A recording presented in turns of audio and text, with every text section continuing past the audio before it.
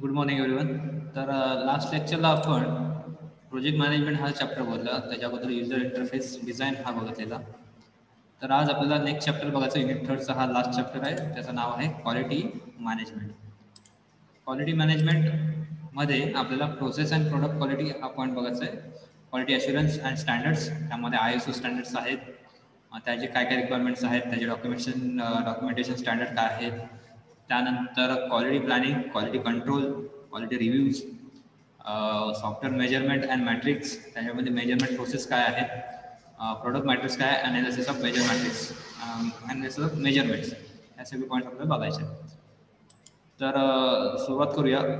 Quality product is defined in terms of fitness of purpose, robustness. That is, a quality product does exactly what the user want it to do. For software product, fitness of purpose is usually interpreted in terms of satisfaction of the requirement laid down in the SRS documentation. तुमचं quality product कुठलं आहे हे कधी बघत जातं, जे तुमचं युजरला पाहिजे ते, युजरला जे what user want that you have to give, and if he is satisfied, that product is quality product. Also there are some conditions and some factors are also matters in quality. कुठले कुठले factors आहेत. मग तुमचं product हे requirement नुसार असणं गरजेचं आहेच, बट त्याच्याबरोबर ते पोर्टेबल पण असलं पाहिजे. पोर्टेबिलिटी इथे दिलेलं आहे बघा.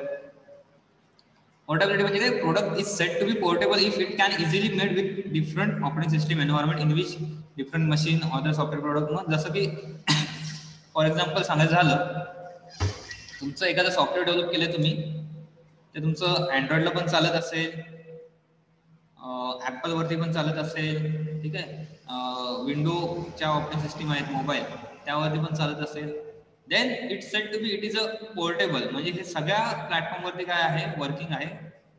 हे झालं पोर्टेबिलिटी. तुमचं प्रोडक्ट काय पाहिजे, पोर्टेबिलिटी आहे. सो हा एक फॅक्टर आहे. मग त्यानंतर आहे युजॅबिलिटी.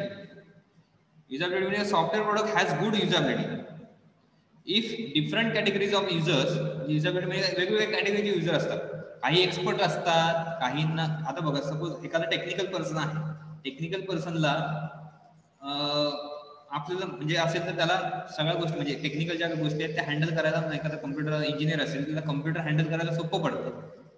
त्याच जर ठिकाणी दुसरा कोण पर्सन असेल, सपोज आर्टचा माणूस असेल किंवा नॉन टेक्निकल पर्सन असेल, ज्याला त्याबद्दलचं जास्त नॉलेज नाही आहे, त्याला त्या गोष्टी हँडल करणं काय होतं, डिफिकल्ट, थोडंसं क्रिटिकल आपण बोलू शकतो होतं. मग युजॅबिलिटीमध्ये सगळ्या प्रकारच्या युजरला ते कम्फर्टेबल वाटलं पाहिजे. ठीक आहे. व्हॉट्सअप हे सगळ्या प्रकारच्या युजरला हँडल करू शकतो. म्हणजे तो बिगिनर असू दे, टेक्निकल असू दे, नॉन टेक्निकल असू दे, सगळ्यांना म्हणजे त्या प्रकारचं ते प्रोडक्ट आहे. बरोबर आहे. So easy to handle, that is a usability. तुमचा युजर हा लक्षात घेतला पाहिजे. युजर कॅटेगरी असतात युजरच्या पण, बरोबर आहे, की कोण युजर यूज करते. मग तुमचे लहान मुलं आहेत का, त्यानंतर मी तुम्हाला सांगितलं लास्ट टेक्सला की तुमचं यंग एजचा ग्रुप असेल पीपल, त्यानंतर ओल्ड एज पीपल असतील, ब्लाइंड असतील, काही हँडिकॅप असतील, सगळ्यांना त्या प्रकारचं त्या ठिकाणी ते वापरता यावं हा मेन उद्देश असतो. आणि ती that is a usability. Reusability. Product has good reusability. If different models of the product can easily be reused to develop new product. Reusability म्हणजे काय असतं, तुमचा एखादा प्रोडक्ट आहे, त्या प्रोडक्ट मधला एखादा मॉडेल तुम्ही वापरून पुन्हा नवीन कुठलं तरी एखादं प्रोडक्ट बनवू शकता. That is reusability. म्हणजे सपोज एखादं फीचर असेल, बरोबर, एखादा चॅट बॉक्स आहे, तुमचा काही चॅटबॉट आपण बोलू शकतो. वेबसाईटमध्ये बघा हेल्प डेस्क असतात, आणि हेल्प डेस्कमध्ये चॅटबॉट असतात, की तुम्ही मेसेज टाईप करता आणि तिकडनं डायरेक्ट चॅट रूम असतो, त्यामध्ये काय तर रिप्ले येतात. मग हे काय झालं, एक मॉड्यूल झालं, ते चॅटबॉट एक मॉड्यूल झालं. मग ते मॉड्यूल तुम्ही तुमच्या कुठल्याही वेबसाईटमध्ये टाकू शकता. चॅटबॉट तुम्ही कुठल्याही वेबसाईटमध्ये टाकू शकता हेल्प डेस्कसाठी. जसं की हेल्प डेस्कसाठी अगोदर काय होतं, की हेल्प डेस्कसाठी अगोदर त्या ठिकाणी कस्टमर केअरचे नंबर होते, ईमेल सर्व्हिसेस होत्या, बरोबर आहे. मग त्यापेक्षा वेगळं हे चॅटबॉट आहे. ते चॅटबॉट तुम्ही यूज करून त्या ठिकाणी ते चेंजेस प्रत्येक वेबसाईटमध्ये करू शकता. मग ते रियुजेबिलिटी झालं. ते एक मॉड्यूल झालं चॅटबॉट म्हणजे, आणि ते मॉड्यूल एका वेबसाईटमध्ये आपण दुसऱ्या वेबसाईटमध्ये पण टाकू शकतो. That is रियुजेबिलिटी. रियूज केला त्याचा. Correctness. A software product is correct if different requirement as specified in the SRS document have been correctly implemented. Software काय प्रोडक्ट करेक्ट आहे इफ डिफरंट रिक्वायरमेंट, वेगवेगळे रिक्वायरमेंट काय तुम्ही करेक्टली त्या ठिकाणी टाकलेले आहेत, इम्प्लिमेंट केला असेल तर that is a correctness. And the maintainability. A software product is maintainable if errors can be easily corrected as and when they show up. New function can be easily added to the product and the functionality of the product can be easily modified. Maintainability मध्ये काय हे सगळे गोष्टी आहेत की तुमचं error हे easily handle झाले पाहिजे. इझिली त्या ठिकाणी जरी आले तरी एरर तरी त्या ठिकाणी सिस्टीम ही चांगली रन झाली पाहिजे. मॉडिफाय करायचं झालं तर त्या ठिकाणी ते मॉडिफाय झालं पाहिजे. तर ह्या सगळ्या गोष्टी ह्या मेंटॅबिलिटी मध्ये आहेत. Weight for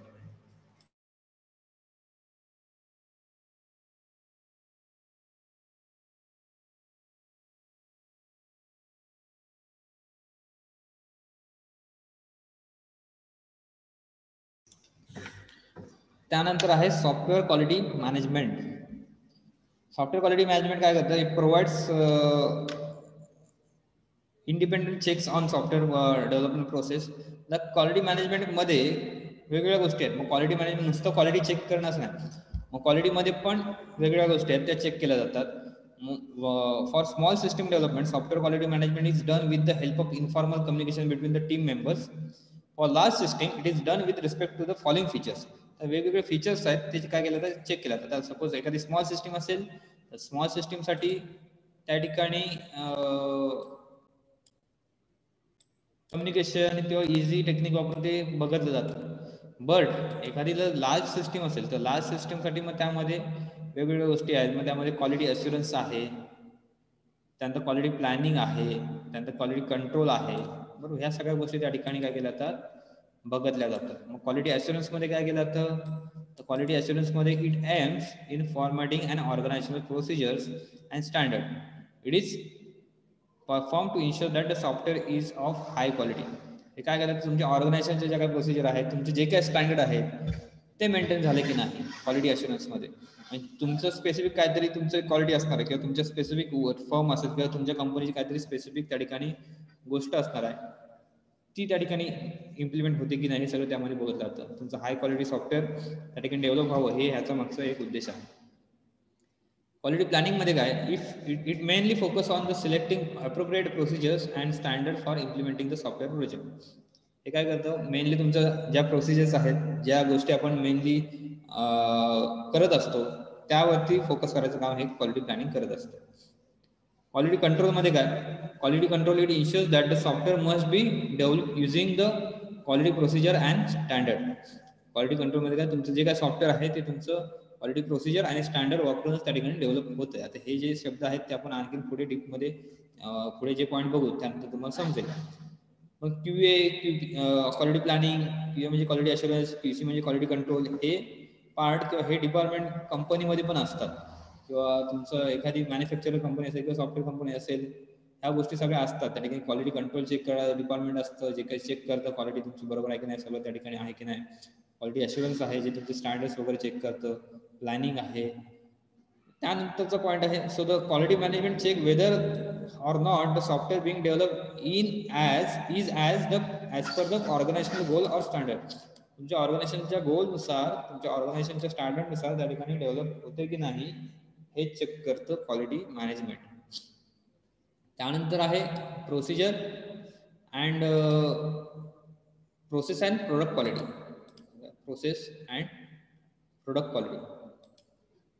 So the quality of development process directly affect the quality of the delivered product. That is the product quality is directly related to the development process. Product ची जी काय क्वालिटी आहे ती डायरेक्टली कुणाशी connected आहे तर development process बरोबर connected आहे. ती कशी, through the relationship between the process and product is completed in software development. Steel there is a close link between them. Software product quality cannot be measured, but it can be observed to identify how well it is satisfying the requirement of the user and meeting the specification of the user. तुमचं product quality हे भले त्या ठिकाणी कधी check करता आली नसेल पण त्या ठिकाणी ती ऑब्झर्व करता येते की त्या ठिकाणी ते प्रोडक्ट बरोबर बनले की नाही, ते प्रोडक्ट बरोबर क्वालिटीला आहे की नाही हे सगळं त्या ठिकाणी तुम्ही बघू शकता. So the process based approach to identify the quality in a product is illustrated in the following figure. आता त्या ठिकाणी एक प्रोसेस दिलेली आहे की तुम्ही कसं त्या ठिकाणी क्वालिटी इन प्रोडक्ट चेक करू किंवा कसे इलिस्ट्रेट करू शकता, म्हणजे बरोबर आहे की नाही, क्वालिटीला सॅटिस्फॅक्टरी आहे की नाही हे प्रोडक्ट कसं बघू शकता. मग त्यामध्ये त्यांनी एक प्रोसेस आहे की डिफाईन द प्रोसेस. तुम्ही प्रोसेस काय ते डिफाईन करा. प्रोडक्ट डेव्हलप करा. सेकंड फेजला प्रोडक्ट डेव्हलप केल्यानंतर ते प्रोडक्टची अनालाइज करा, क्वालिटी अनालाइज करा, म्हणजे त्या ठिकाणी चेक करा क्वालिटी आहे की नाही बरोबर. If it is satisfactory then the standardise process ही काय आहे त्या ठिकाणी इम्प्लिमेंट झालेली आहे. Sorry, if it is not satisfactory then improve the process.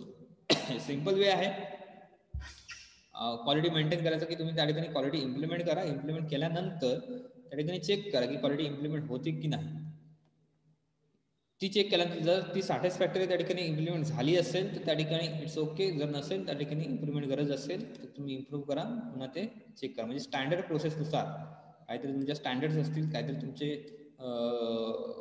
एक क्वालिटी तुमची स्वतःची असते. प्रत्येकाची बघा काम करायची पद्धत वेगळी असते, प्रत्येकाचं त्या ठिकाणी क्वालिटी वेगळी असते. डेव्हलप करायची कोडिंगची असेल म्हणजे प्रत्येक गोष्टीमध्ये. मग त्या क्वालिटीचं त्या ठिकाणी गोष्ट बनते की नाही हे चेक करणं ह्या फेजनुसार, ह्या डायग्रामनुसार तुम्ही ते बघू शकता. जर ते त्यानुसार बघत असेल तर तुम्ही ते रिचेक करू शकता. त्यानंतर आहे क्वालिटी अश्युरन्स अँड स्टँडर्ड. आता ह्या ठिकाणी क्वालिटी अश्युरन्स आणि स्टँडर्ड हा आपण कुठला फेज बघितला तर ह्यामध्ये आपण प्रोसेस बघितली. Process and product quality. Process कशी चेक, प्रोसेस बघितली. प्रोडक्ट क्वालिटी काय इम्पॉर्टंट आहे ते बघितलं की कारण की प्रोडक्ट क्वालिटी ही डायरेक्ट डेव्हलपमेंट प्रोसेस बरोबर काय त्या ठिकाणी रिलेटेड आहे. डेव्हलपमेंट प्रोसेस जर तुमची बरोबर असेल, डेव्हलपमेंट प्रोसेसमध्ये काही प्रॉब्लेम नसेल, ॲक्च्युली मी जेव्हा एखादं सॉफ्टवेअर डेव्हलप करतो तेच जर माझं अगदी करेक्टली मी चांगल्या स्टँडर्डनी त्या ठिकाणी बनवत असेल तर माझं ते जे सॉफ्टवेअर आहे ते क्वालिटीचंच बनणार आहे, त्यामध्ये काहीच इश्यू त्या ठिकाणी नसणार आहे. सो प्रोसेस प्रोडक्ट क्वालिटी ही डायरेक्टली डेव्हलपमेंट प्रोसेस बरोबर काय कनेक्टेड आहे. म्हणजे डेव्हलपमेंट प्रोसेसमध्ये आपण हे सगळ्या गोष्टी बघितल्या की ते कसं चेक करायचं. त्यानंतर आहे नेक्स्ट पार्ट आहे तो आहे quality assurance and standard. Quality assurance is plan and systematic approach necessary to provide a high degree of confidence in the quality of product. It provides quality assessment of the quality control activities and determine the validity of data for identifying the quality. So the main function of quality assurance is to define the standard as product standard and process standard. एक quality assurance किंवा standard हे काय करतं त्या ठिकाणी तुमची प्रोडक्टची क्वालिटीची जी असेसमेंट करतं, चेक करतं, ठीक आहे, त्याच्या ऍक्टिव्हिटी चेक करतं, त्याच्या प्रोसेस चेक करतं, त्या स्टँडर्डनुसार आहे की नाही ते व्हॅलिड आहे की नाही ते बघतं आणि त्यानुसार ते त्या ठिकाणी ते आयडेंटिफाय करतं त्याची क्वालिटी जी आहे ती. मग त्यामध्ये दोन मेन फंक्शन्स आहेत, त्यामध्ये आहे प्रोडक्ट स्टँडर्ड आहे आणि प्रोसेस स्टँडर्ड आहे. आता स्टँडर्डचा इम्पॉर्टन्स काय आहे, स्टँडर्ड म्हणजे काय किंवा स्टँडर्डचं इम्पॉर्टंट काय. सो स्टँडर्ड म्हणजे काय, एखादा आपण बोलतो ना की हा हे स्टँडर्ड आहे हे स्टँडर्ड नाही आहे, बरोबर. का बोलतो, कारण की ते प्रॉपर आहे, बरोबर, प्रॉपर आहे, इझी आहे किंवा ते युजफुल आहे, बरोबर. हे आहे. जर बघितलं गेलात व्हॉट्सअप पण मेसेंजर आहे, बाकीचे पण त्या ठिकाणी बरेचसे मेसेंजर आहेत, पण आपण काय करतो व्हॉट्सअप यूज करतो का, तर ते एक चांगलं आहे, स्टँडर्ड आहे किंवा यूज करायला इझी आहे, ह्या सगळ्या गोष्टी आहेत. मग ते स्टँडर्ड आहे कसं ठरवलं जातं तर त्याच्यामध्ये आहे encapsulation of the best practice, avoid the repetition of past mistakes. तुम्ही ज्या चुका झालेल्या आहेत प्रोडक्टमध्ये डेव्हलप करताना किंवा पास्ट प्रोडक्ट डेव्हलप करताना त्या चुका परत करू नका, बरोबर आहे. त्यानंतर आहे there are framework for quality assurance processes, they are involve checking the compliance of standard. एक फ्रेमवर्क असतं की क्वालिटी अश्युरन्सचे करायचं किंवा ते क्वालिटीचं त्या प्रोसेसमध्येच ते तुमचं प्रोडक्ट बनलं पाहिजे. Then it is set that the product is quality, त्या प्रोडक्टला काय क्वालिटी आहे. त्यानंतर त्या ठिकाणी continue they provide a continuity, new staff can understand the organisation by the understanding the standard that are use. नवीन स्टाफ असेल तरी नवीन स्टाफ तो काय करतो त्या ठिकाणी ते ऑर्गनायझेशन जे आहे त्याचे स्टँडर्डनुसार ते त्या ठिकाणी काम करू शकतो. त्या स्टँडर्डनुसार त्यांचे स्टँडर्ड काय आहेत, एखादी जर हाय लेवलची कंपनी आहे आणि तुम्ही लो लेवलच्या कंपनीमधून डायरेक्ट हाय लेवलच्या कंपनीमध्ये जर कामाला जात असाल तर त्यांच्या स्टँडर्डनुसारच त्या ठिकाणी काम करायला लागेल. त्यांचे रूल्स असतील, त्यांचे स्पेशल क्वालिटी असेल, ठीक आहे, प्रोडक्टची प्रत्येकाची क्वालिटी असेल, बरोबर आहे. म्हणजे कुठल्याही प्रोडक्टमध्ये बघू शकता की तुमचा मोबाईल पासून घ्या ते तुमच्या फूड पर्यंत घ्या, कुठलंही प्रोडक्ट घ्या, त्या ठिकाणी क्वालिटी ही प्रोडक्ट जरी सेम असतं तरी त्याची क्वालिटी ही वेगळी वेगळी असते, बरोबर. सपोज नोकिया असेल, MI असेल, हे मोबाईल झाले आणि ॲपल असेल तर प्रत्येकाची क्वालिटी ही डिफरंट आहे, बरोबर. प्रत्येकाचं स्टँडर्ड हे वेगळं आहे. त्या स्टँडर्ड वरतीच ते फोकस करून ते करतात. ते असं नाही करत की दुसऱ्याचं कॉपी करतायत, दुसऱ्याचे स्टँडर्ड बघतात, असं नाही. ते स्वतःचे स्टँडर्ड डेव्हलप करून ते काय करतात त्या ठिकाणी ते प्रोडक्ट लॉन्च करतात आणि ते प्रोडक्ट सक्सेसफुल बनवतात. सो हा इम्पॉर्टंट आहे स्टँडर्डचा. त्यानंतर प्रॉब्लेम इज स्टँडर्ड बरोबर आता प्रॉब्लेम्स काय आहेत. So they may be not seen relevant up to date by software engineer. Okay, ते रिलिव्हंट असतीलच असं नाही सगळे स्टँडर्ड. त्यानंतर they often involve too much bureaucratic form filling. If they are unsupported by software tools, tedious manual work is often involved to maintain the documentation associated with the standard. ते जर प्रत्येक ठिकाणी support करत नसते standard, प्रत्येक ठिकाणी implement होईलच असं नाही, बरोबर आहे. मग त्यावेळी तुमचा जो काय वर्क आहे तो त्या ठिकाणी क्रिटिकल ठरू शकतो. हे प्रॉब्लेम्स आहेत. त्यानंतर आहे स्टँडर्ड डेव्हलपमेंट. स्टँडर्ड डेव्हलपमेंटमध्ये काय काय गोष्टी आहेत तर it involve the practitioners in development. Engineers should understand the rational underlying standard. Then review the standard and their usage regularity. Standard can quickly become outdated and this reduce the credibility among practitioners. Then the detailed standards should have associated tool support. Excessive clerical work is most significant compared against the standard. आता for example सांगायचं झालं तर या ठिकाणी दिलं जातं की तुमचे स्टँडर्ड हे आउटडेटेड पण ठरू शकतात. ठीक आहे, कारण की एखादा जर प्रोडक्ट तुम्ही बनवताय आणि ते प्रोडक्ट न्यू आहे, सपोज एक्झाम्पल आपण घेऊ शकतो मोबाईलचं घ्या, ठीक आहे, लॅपटॉपचं घ्या, एखादं डिव्हाइस आहे, ते डिव्हाइस त्यामध्ये किती म्हणजे क्वालिटी किती चांगली मेंटेन होते, डे बाय डे त्यामध्ये चेंजेस होत असतात, बरोबर आहे. मग ते चेंजेस त्यामागच्या काही मार्केटिंग स्ट्रॅटेजीज पण असतात त्या वेगळ्या आहेत, बट ते चेंजेस ते स्टँडर्ड हे आउटडेटेड लगेच होतात. कुठला पण मोबाईल बघा, ते कंपनी जे आहे ते महिन्याला त्या ठिकाणी नवीन नवीन मोबाईल लॉन्च करत असतात. का करत असतात तर त्या ठिकाणी मार्केटिंग स्ट्रॅटेजी ती आहे, त्यांचे स्टँडर्ड मेंटेन करत असतात, बरोबर. ह्या सगळ्या गोष्टी ठिकाणी मग सपोज आउटडेटेड एखादी जर गोष्ट आउटडेटेड, आता सपोज एखाद्याने 12 मेगापिक्सेलचा मोबाईल काढला तर 12 मेगापिक्सल एका काळी हा खूप हाय होता, 12 मेगापिक्सल. त्यानंतर मग ते मेगापिक्सल असेल, बॅटरीची त्या ठिकाणी क्वालिटी असेल,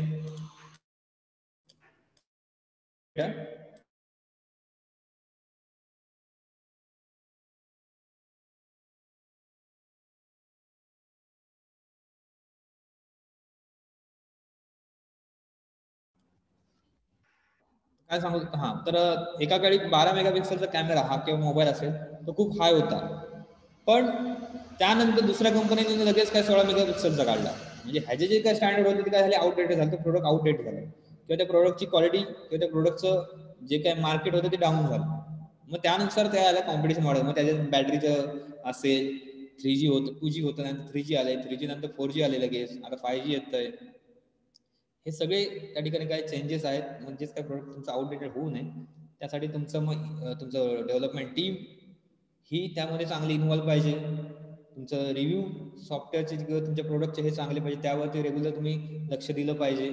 ठीक आहे, मग रिव्ह्यू जर बॅड असेल तर ते प्रोडक्ट लगेच डाऊन केलं पाहिजे. उगाच तुमचं रिव्ह्यू बॅड असेल त्या ठिकाणी तुम्ही प्रोडक्ट डेव्हलप करताय तर त्याचा काय फायदा नाही. बाईकसाठी तुम्ही एक बघत असाल की बाईक एखादी आहे, हे सॉफ्टवेअर रिगार्डिंग पण आहे, पण तुम्हाला इकडचे तिकडचे एक्झाम्पल मी सांगतोय. एखादी बाईक आहे, ती बाईक मार्केटमध्ये चालत नाही आहे, ती बाईक किंवा एखादी मोटर असेल तर त्याचं डेव्हलपमेंट लगेच बंद करतात. अवघच ते त्या ठिकाणी त्याचे रिव्ह्यू किंवा त्याचे प्रोडक्ट हे चांगले असेल तर ते डेव्हलप करत बसत नाही. म्हणजे त्या रेग्युलरिटी त्या रिव्ह्यूवरती, त्या स्टँडर्डवरती चेक करणं तुमचं गरजेचं आहे.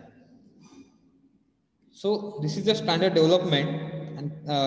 त्यानंतर आहे ISO 9000. आता ISO हे जे काय आहे ते ISO हे इंटरनॅशनल स्टँडर्ड ऑर्गनायझेशन आहे, ज्यामध्ये काय होतं set of standard for quality management. तुमचं क्वालिटी मॅनेजमेंटसाठी सेट ऑफ स्टँडर्ड्स आहेत डिफाईन केलेले आहेत ह्यामध्ये. सो ही ऑर्गनायझेशन काय करते, हे सगळं जे काही क्वालिटी आहे ते तुमचं चेक करते आणि त्यानुसार तुम्हाला त्या ठिकाणी ते सर्टिफाय किंवा त्या ठिकाणी ते तुम्हाला रँक त्याप्रमाणे ते देतं. ठीक आहे. सो ISO स्टँडर्ड जे आहे ते सांगतो तुम्हाला इथे. ISO is a family of quality management system and is set of standards that help organization to ensure they meet customer and other stakeholder needs with security and regulatory requirement related to the product or services.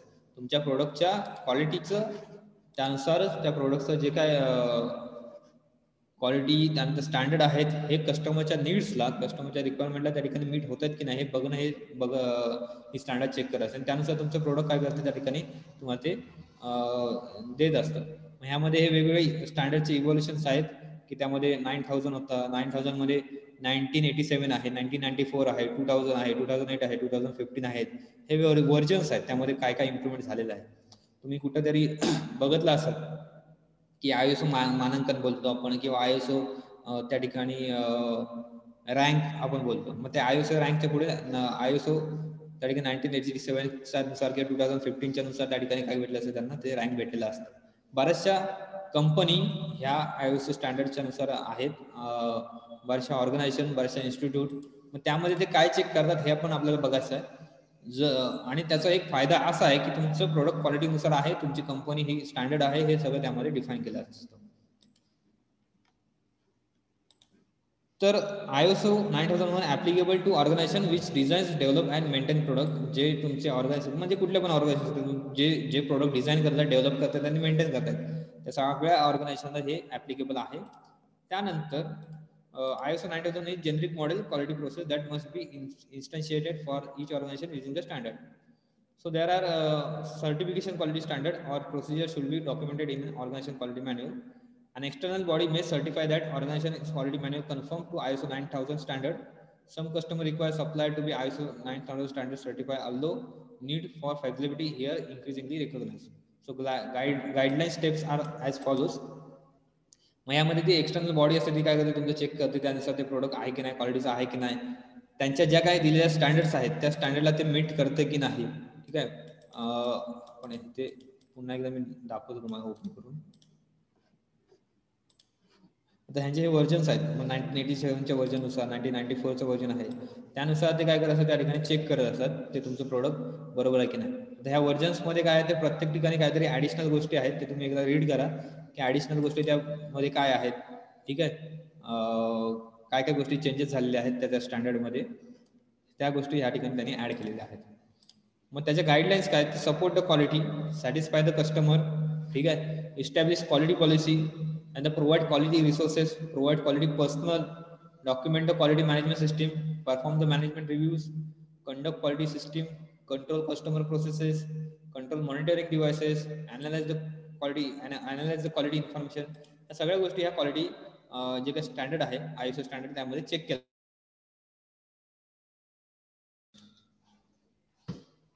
So the ISO 9000 help in creating organizational quality manuals which are used to identify organisational quality process.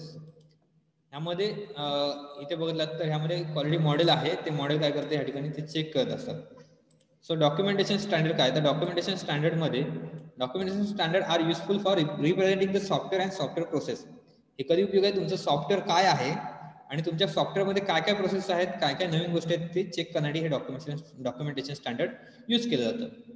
So there are 3 types of documentation standard. 3 टाइपचे documentation standard आहेत. त्यामध्ये आहे documentation process standard आहे, जे की define करतो तुमचे standard process ज्या आहेत सॉफ्टवेअरच्या, ज्या तुमच्या एक्झिक्यूट होणाऱ्या सॉफ्टवेअरमध्ये त्या दिल्या जातात. त्यानंतर आहे डॉक्युमेंटेशन स्टँडर्ड्स, ज्यामध्ये it defines the format of the document. तुमचं फॉर्मॅट आता सपोज सांगायचं झालं तर आता हे बुक आहे, त्या बुकचं फॉर्मॅट पण त्या ठिकाणी कसं आहे ते पण चेक केलं, त्यांच्या फॉर्मॅटनुसार आहे की नाही. ठीक आहे. तुम्ही एखादा लेटर लिहिलं तर लेटर ते फॉर्मॅटमध्ये आहे की नाही. एखादं तुम्ही त्या ठिकाणी ॲप्लिकेशन करताय तर ते डॉक्युमेंट त्या फॉर्मॅटमध्ये आहे की नाही हे पण चेक केलं जातं. That is a documentation standard. नंतर document interchange standard. It ensures that all copies of the document as per the standard. तुमचं इंटरचेंज म्हणजे हे चेक केलं जातं तुमच्या सगळ्या ज्या काही कॉपीज आहेत त्या स्टँडर्डनुसार आहेत की नाही हे बघितलं. So the documentation process is perform in 3 stage: creation, refining and production. So the document creation is the iterative process in which after creation of initial draft it is reviewed and modified until acceptable quality is achieved. ह्यामध्ये काय कुठपर्यंत हे केलं जातं, documentation standard हे maintain केलं जातं जोपर्यंत तुमचं स्टँडर्ड त्यांच्या रिक्वायरमेंटनुसार त्या ठिकाणी किंवा त्यांच्या ज्या काय स्टँडर्ड आहेत त्या फुलफिल होत नाहीत तोपर्यंत हे त्या ठिकाणी काय केलं जातं, बघितलं जातं. त्यांचं जे काय दिलेल्या गोष्टी आहेत, त्यांचे जे काय रिक्वायरमेंट आहेत ते सगळं चेक करतात ISO स्टँडर्ड सांगतात आणि त्यानुसार ते ठिकाणी डॉक्युमेंट स्टँडर्ड ते तुम्हाला देतात.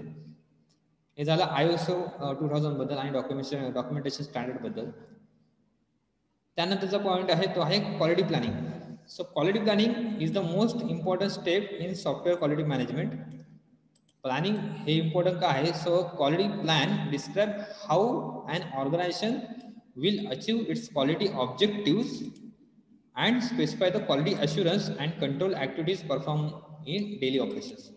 हे काय करतं तुमचं डिफाईन? तुमचे जे काही क्वालिटी ऑब्जेक्टिव्ह आहेत ते डिफाईन करतं, तुमचं जे काही क्वालिटी अश्युरन्स आहे ते स्पेसिफाय करतं, क्वालिटी ॲक्टिव्हिटीज ज्या आहेत त्या स्पेसिफाय करतं. मग quality planning is done at 2 levels in the organisation. कुठल्या लेवल आहेत? तर quality planning at the organisation level आणि quality planning at the project level. 2 लेवलला हे प्लॅनिंग झालं पाहिजे क्वालिटीचं. एक तर ऑर्गनायझेशन लेवलला, एक इन्स्टिट्यूट लेवल आपण बोलू शकतो किंवा कंपनी लेवलला, आणि एक आहे ते प्रोजेक्ट लेवलला. So the input for the quality planning are company's quality policy. कंपनीची क्वालिटी पॉलिसी काय आहे ते पहिल्यांदा बघायला पाहिजे. त्यानंतर आहे ऑर्गनायझेशनल स्टँडर्ड्स. ऑर्गनायझेशनचे जे काही स्टँडर्ड आहेत ते बघत जातात. त्यानंतर आहे इंडस्ट्री स्टँडर्ड्स काय आहेत, रेग्युलेशन्स काय, स्कोप ऑफ वर्क काय आहे, प्रोजेक्ट रिक्वायरमेंट काय आहे ते बघतात. आणि output for the quality planning is standard define for the project and quality plan. जेव्हा क्वालिटी प्लॅन आपण करत असतो त्यावेळी ह्या सगळ्या गोष्टी चेक केल्या जातात. का केल्या जातात? की तुमचं त्या ठिकाणी कंपनीच्या काहीतरी पॉलिसी असतील त्यानुसार तुम्ही डेव्हलप करता. त्यानंतर ऑर्गनायझेशनचे काहीतरी स्टँडर्ड असतील, ठीक आहे. त्यानंतर इंडस्ट्री स्टँडर्ड असतील, जसं की ॲपल आहे, ॲपलचे स्टँडर्ड आहेत, काहीतरी त्यांचं स्टँडर्ड प्रोडक्ट आहे, त्यांचे काहीतरी क्वालिटी आहे प्रोडक्टमध्ये, बरोबर. त्यांचे स्वतःचं काहीतरी त्या ठिकाणी डेव्हलपमेंट आहे, बरोबर आहे. सो ह्यासाठी ते काय करतात त्या ठिकाणी ते सक्सेसफुल आहे असं आपण बोलू. मग ते सगळं मेंटेन आहे, बरोबर. तुमच्या प्रोजेक्टची रिक्वायरमेंट काय हे पण तुम्हाला माहिती असलं पाहिजे. So this all are the input for the quality planning and what output you will gain. तुम्हाला काय आउटपुट भेटेल ह्या सगळ्यांपासून? तर standard define for the project. तुमचं जे काही स्टँडर्ड आहे ते डिफाईन प्रोजेक्टनुसार होतं. तुमचं प्रोजेक्ट हे स्टँडर्ड वाईज म्हणजे त्या स्टँडर्डनुसार त्या ठिकाणी डिफाईन केलं जातं. तुमच्या ऑर्गनायझेशन स्टँडर्ड असतील, कंपनीचे स्टँडर्ड असतील, प्रोजेक्टचे स्टँडर्ड असतील, त्यानुसार ते प्रोजेक्ट त्या ठिकाणी डेव्हलप केला जातं. आणि क्वालिटी प्लॅन जो प्लॅनिंग इम्पॉर्टंट असतो क्वालिटीसाठी तो त्या ठिकाणी डेव्हलप होतो. त्यानंतर आहे क्वालिटी कंट्रोल, ठीक आहे. तर क्वालिटी कंट्रोल हा पॉईंट काय आहे? आणि सॉफ्टवेअर मेजरमेंट अँड मॅट्रिक्स हा पॉईंट काय आहे? हे 2 पॉईंट ह्या चॅप्टरमध्ये राहिलेत, ते आपण नेक्स्ट सेक्शनला बघूया. त्यानंतर हा 3rd युनिट संपला आणि 4th युनिटला आपण त्या चालू करूया. ह्यामध्ये कुठला जर काय क्वेश्चन असेल किंवा कुठला पण समज नसेल तर विचारलं तरी चालेल. अटेंडन्स जर चॅट बॉक्समध्ये टाकलं असेल तर अटेंडन्स चॅट बॉक्समध्ये टाका, ठीक आहे. आणि अदरवाईज लेफ्ट केलात तरी चालेल, ठीक आहे. थँक्यू. अटेंडन्स हे चॅट बॉक्समध्ये आठवणी टाका आणि कुठला पॉईंट जर समज असेल तर विचारलं तरी चालेल, ठीक आहे.